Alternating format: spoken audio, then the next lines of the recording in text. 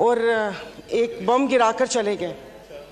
तो उनको वो रुके भी नहीं, आपने मुझे वक्त भी नहीं दिया। उनको तो मुबारकबाद पेश करनी थी यहाँ आने पर कि 4 साल कैदो बंद की सऊबतें उठाई और उसके बाद वो आए और यहाँ पर हमें भले बम ही गिराया मगर अपना चेहरा दिखा दिया।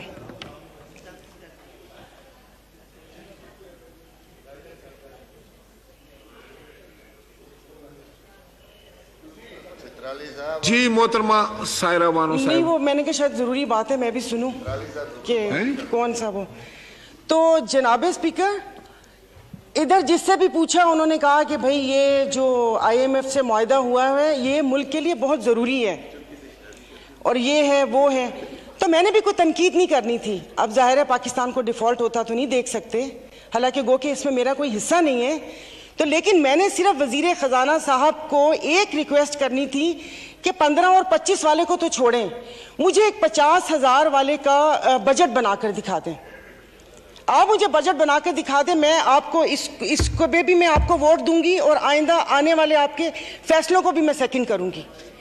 सर ये कौन सी बात है कि आप आए, आप जिस दुख तकलीफ और कर्ब से गुजरते ही नहीं हैं, उससे गुजरते ही नहीं है और आप यहाँ पर आके भाषण देते हैं कि ये हमें मुश्किल फैसले करने पड़ेंगे।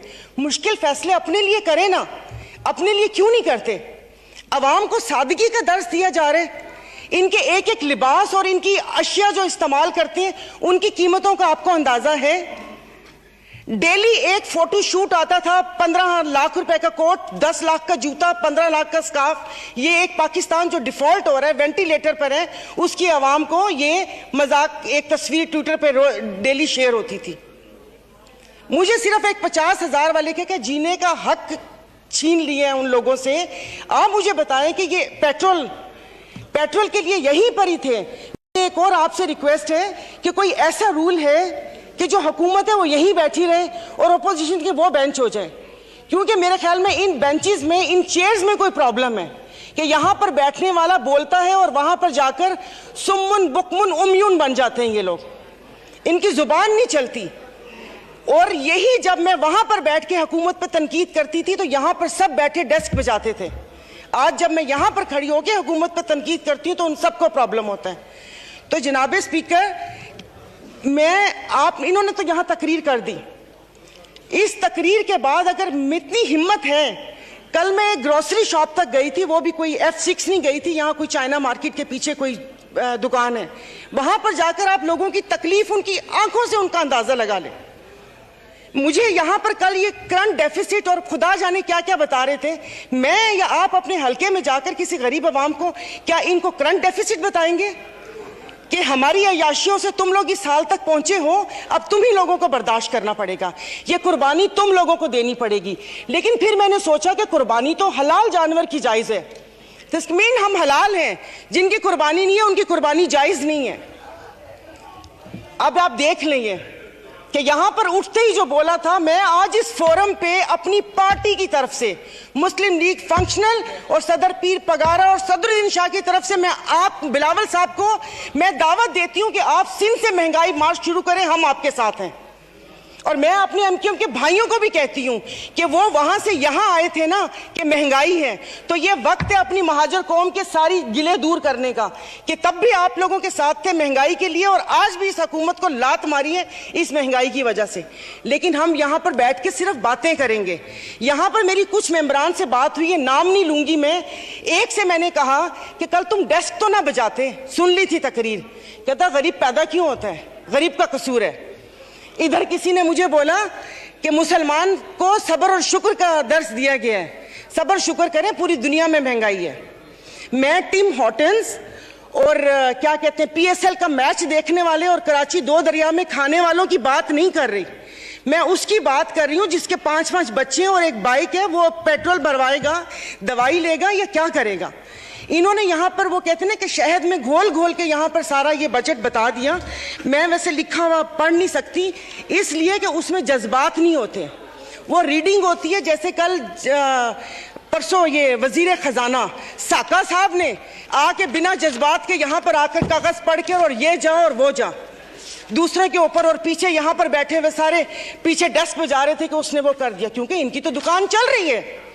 मैं उस दिन नहीं थी, मैं उनको खराजे तहसीन पेश करती हूँ मुफ्ती अब्दुल शकूर को कि जिन्होंने एटलीस्ट इन 2 वजारतों के कपड़े उतार कर हम लोगों को दिखाए।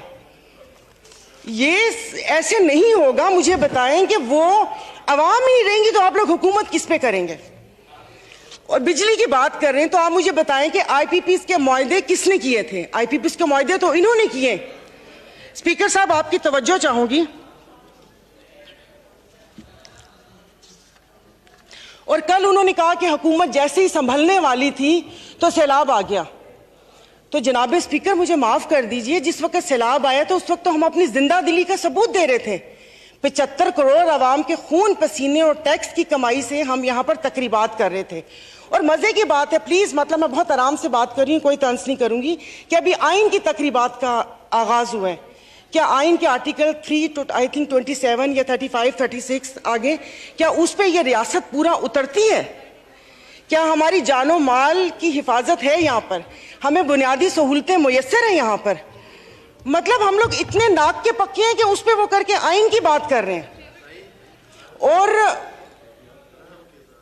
ये हालात इस नहद तक ना पहुंचाएं कि हम अपनी बड़ों की कुर्बानियों को बेफजूल समझें, क्योंकि गोरे से तो लेके रहेंगे पाकिस्तान, ये नारे लगाकर हमने आजादी तो ले ली, अब मैं किससे आजादी मांगूं? क्या गोश्त खाने के लिए हमने आजादी मांगी थी कि खुला गोश्त यहां पर खाने को मिल जाए?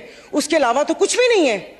और मुझे माफ कर दीजिएगा कि उस कश्मीर वाले दिन में यहां पर ना वजीर आजम थे, ना वजीर खारजा थे, ना दिफा मिनिस्टर थे, और ये यहाँ पर कश्मीर का वो हो रहा था। और जो मोदी की कहानी सुना रहे थे, मुझे तो एक सेकंड के लिए, मैं तो उस वक्त आई थी, मैं समझी कि आप शायद यहाँ के हालात सुना रहे हैं। मुल्क को पता नहीं आप लोगों ने कहां से कहां पहुंचा दिया।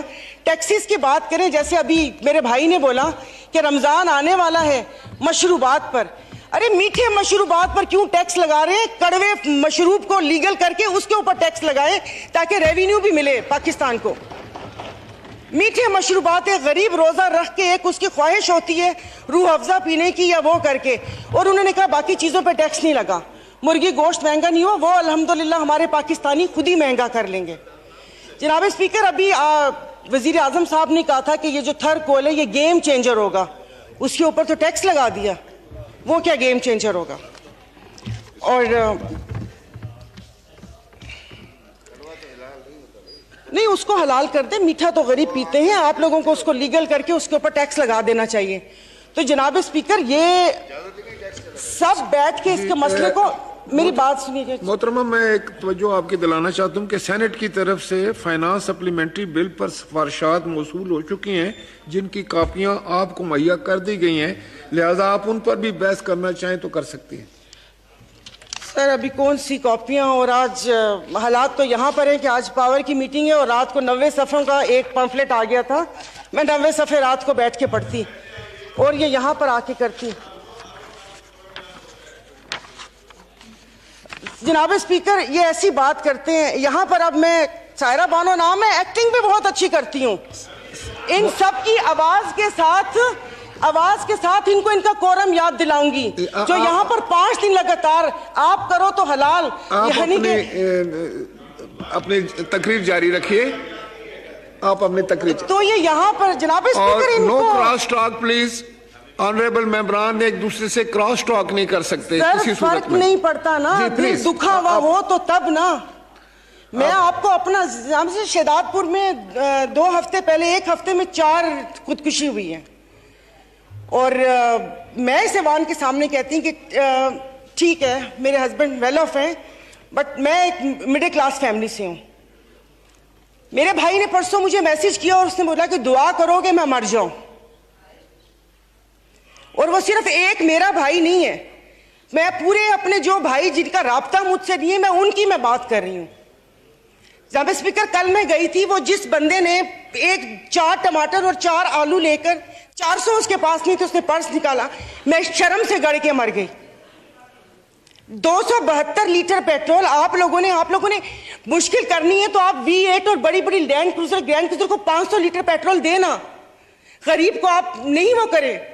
दवाइयां तो वो दवाई नहीं मिलती। सरकारी अस्पताल का आपने हाल देख लिया, मैं प्लीज आप मार दें। आप प्लीज मार दें। ये मेरी बहन पीछे बैठी हो तो पीछे ही बैठी रहो, अगली दफा की टिकट नहीं मिलेगी अगर ज्यादा चुटचुटी तो। ऑनरेबल स्पीकर, मतलब इनके दिमाग मिली नहीं उन लोगों से, इनके भूसा भरा हुआ दिमाग में। ऑनरेबल मेंबर, आप मुझे एड्रेस करें। और नहीं सर, ये ऐसे बोलती कोई काम है नहीं, पार्टी में कोई पूछता है नहीं, और यहाँ पर आके सिर्फ ये 4 अल्फाज बोल के और उसको वो कोशिश करती है कि हमने भी उंगली कटवा के शहीदों में नाम लिखवाया है। मतलब ये कौन लोग हैं? आप जारी रखें। तो आप मुझे बताइए, अशराफिया तो चली जाएगी यहाँ से, तो हम बदमाशियों को मार देना कि इस मुश्किल हालात में भी जीने की ख्वाहिश रखते हैं, ये बदमाशी नहीं है तो और क्या है? इज्जतें नीलाम हो। अभी तो पहले किसी ने मुझे कहा कि आगे क्या होगा, बच्चे तो बिकते थे, इज्जतें भी नीलाम होती थी। आई एम सॉरी, भले आप एक्सपेंस कर दीजिएगा अल्फाज, पहले ढके छुपे होती थी, अब खुलेआम होंगी। और मैं इज्जत नहीं बोलूंगी, जिस्म फरोशी बोलूंगी, क्योंकि अगर इज्जतें बिक रही होती तो सब खरीद लेते, फिर बिल लाने की जरूरत ना पड़ती कि इज्जत दो हमें। सब यहां पर बैठे हुए इज्जतें खरीद लेते अगर इज्जत बिक रही होती। तो आप मुझे बताएं कि कोई लाए अमल दे दें कि अगले 5 साल तक ये मुश्किल हालात बर्दाश्त कर लो, या 10 साल तक बर्दाश्त कर लो, तो फिर भी तसल्ली हो कि ठीक है, मैं नहीं रही तो ठीक है, मेरे बच्चे उसमें रहेंगे। सर, आपने तो बच्चों से जीने का हक छीन लिया इन लोगों ने। 20,000 वाला क्या करेगा? और इंसाफ की आप बात करते हैं, मैं तो अदालतों वाली इंसाफ या उस चीज की अभी वहां तक तो मैं गई नहीं। आप ये चीजों को देख लें, यानी कि मेरी अगर आमदन 10 लाख रुपए महीना आता है, मैं भी वही मुर्गी खरीद रही हूँ 800 रुपए किलो, और मेरा ड्राइवर बच्चल जिसकी 30,000 रुपए तनख्वाह है वो भी 800 खरीद रहे हैं। वो दूध 200 रुपए किलो मैं भी ले रही हूँ, 200 किलो वो भी ले रहे हैं। मैं घर में अब ग्रोसरी नहीं लाती इसलिए कि मुझे शर्म आती है कि वो ड्राइवर बावर्ची उठाएगा तो उसके दिल में क्या होगा कि ये थैले भरे आ रहे हैं और उसके घर में खाने को है या नहीं है। 2-2 किलो की चीज मंगवा लेती हूँ कि जाओ बेटा सामने से लेकर आ जाओ। तो आप मुझे बताएं, मतलब थोड़ा सा जीने का हक दे दे, खुदा पाक को जाके जवाब देना। यहां पर आप आयतें पढ़ाते हैं, आयतें पर्दा कर चुकी हैं, आयतें पर्दा कर चुकी हैं। अभी ये कहते हैं वो तकरीना, ये इनको शर्म नहीं आती, रात के अंधेरे में पेट्रोल का पंप गिराते हैं, तो वो भी जरूर रात के अंधेरे में पेट्रोल का पंप गिराते हैं। मुझे तो समझ नहीं आ रही थी, चश्मा नहीं था, मैंने कहा ये क्या हो गया, शायद मैं रात को रोई हूं, अल्लाह पाक ने मेरी दुआ सुन ली। पता चला वो पिछले थे मैसेजेस ना, जब वो यहां पर बैठा करते थे। अब सब कुछ जायज है, सब कुछ हलाल है। यहां पर बहुत तुर्की हमारे भाई हैं, और शुक्र अल्हम्दुलिल्लाह शाम का नाम भी लिया, क्योंकि पहले 1 हफ्ता तो उस बेचारे का नाम ही नहीं था। फिर जब इंटरनेशनल मीडिया ने डालना शुरू किया तो हमने भी शाम बोलना शुरू कर दिया। हमारे भाई हैं, हमारे मुश्किल वक्त में खड़े होते हैं, दिलो जान से मदद करनी चाहिए। वहां पर जाने के लिए उतावले थे, कभी कहां तबाही आई हुई, उस दिन कोई पहुंचता है, उस दिन कोई पहुंचता जाए तो तब कि आप अपनी वेल्थ में से, जैसे ये भाई ने बोला कि हम लोगों से तो ले ली तनख्वाह, अवाम से भी वो दे दिया, अवाम के पास है जो अवाम डोनेशन देगी, वहां पर अल्लाह पाक उनकी मदद करेगा। और वो रियासत माँ जैसी है, उनके हुक्मरान हमारे जैसे नहीं है, उनके लिए वो खड़े हैं। दबी हुए अवाम के लिए हम इज़ारे यकजहती के लिए बेचैन हो रहे हैं, लेकिन यहां पर जो मरी हुई फाकों से अवाम है उसके लिए कोई दिल में दर्द नहीं है। तो अभी ये आइन की तकरीबात के लिए कितने पैसे वो हुए, इन्होंने अभी बोला कि हम तनख्वाह नहीं ले रहे। 1,80,000 से क्या होता है, वो तो वैसे ही एक वक्त का खाना है, खाना पीना तो। लेकिन बाकी जो चीजें हैं वो, ये जो गाड़ियां, ये फ्यूल कार्ड, इनकी ताम झाम, इन सब पे कितना पैसा खर्च होता है। देखो, खुदा का खौफ कर ले, मेरे पास कोई अल्फाज नहीं है, ये सारा कुछ मैंने लिखा था लेकिन ये बेफजूल है। मैं किसको इशारिया सुनाऊंगी कि 13 पॉइंट ये हुआ, मोडीज की रेटिंग ये है, वो ट्रांसपेरेंसी ने ये बोला वो बोला। हम में से तो किसी को भी जरूरत नहीं है, सब अल्हम्दुलिल्लाह खाते पीते घरानों से हैं, सब अल्हम्दुलिल्लाह खाते पीते घरानों से, लेकिन किसी और का तो सोच लें। तो ये यहाँ पर प्लीज, मतलब अब तकरीबन साल होने वाला है, आप भी कहते रहे, लेकिन यहाँ पर आने की तौफीक नहीं हुई। मैं कुछ लोगों का, आप लोगों को दिलचस्पी होगी, आप यकीन नहीं करें, मुझे इस ऑडियो लीक से पीटीआई क्या कर रही है क्या नहीं कर रही है मुझे कोई दिलचस्पी नहीं है। सब जाएं भाड़ में, लोग, अवाम मर रही है, आप उसको देखिए।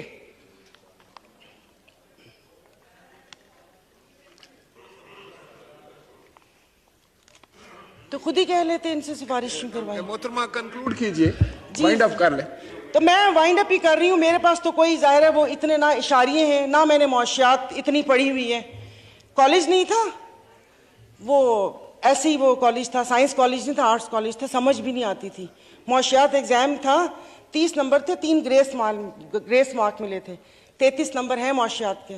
और एक ही याद है कि इंसान मौशी जानवर है, लेकिन घर का किचन चलाती हूँ, घरेलू औरत हूँ, तो मुझे पता है कि ये सब, आई एम सॉरी, ये सब बकवास है ये जो बता रहे हैं। इससे ये होगा, इससे वो होगा, इससे ये होगा, इससे वो होगा। जिस वक्त खाना बनाने या किचन में खड़े ना, उस वक्त आटे दाल का भाव पता चलता है। शुक्रिया, बहुत मेहरबानी।